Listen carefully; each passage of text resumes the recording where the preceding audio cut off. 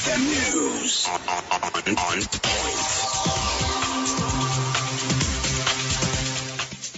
The news on XFM. I'm Chris or Tim.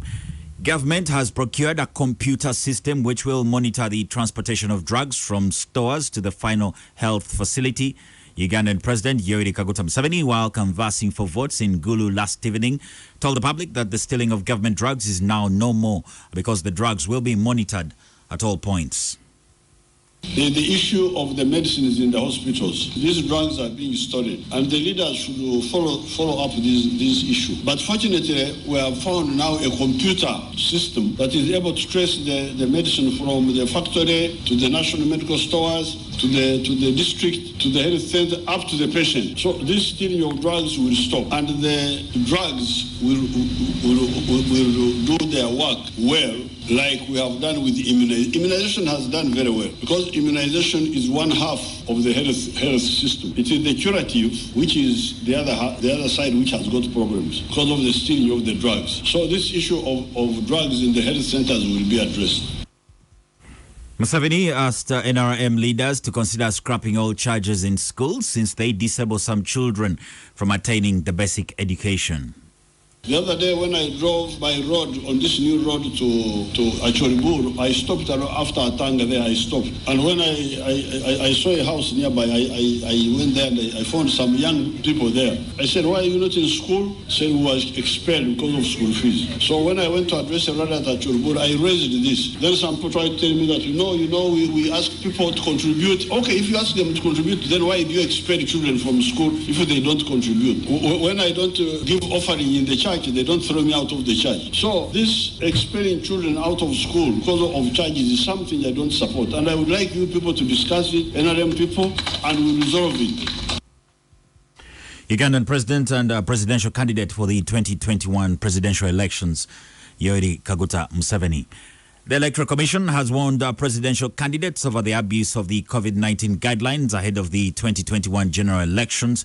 The Commission's chairperson, Simon Byabakama, passed this warning after a closed-door meeting with some of the presidential candidates to devise means of how to effectively implement the COVID-19 guidelines. Byabakama says that a number of presidential candidates have abused the guidelines through holding mass rallies and processions, which is contrary to the law, as he passes a warning. Each one of us has a personal or individual responsibility to avoid contracting the virus and also to make sure that those around us do not contract the virus by observing a space. You are being lifted shoulder high. Surely, are you mindful of COVID or not? These are the aspects we pointed out. And way forward, we have agreed the candidates have reiterated, or their agents have reiterated their commitment to ensure that the candidates comply with the SOPs.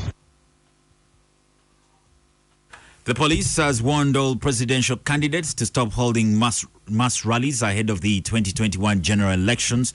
The warning has been passed on to the presidential candidates by the police director in charge of operations, Edward Ochom, saying a number of presidential candidates have abused the electoral guidelines. Ochom says that as police, they have tried to implement the coronavirus guidelines since they have been abused by many politicians, as he calls on to them to come to order.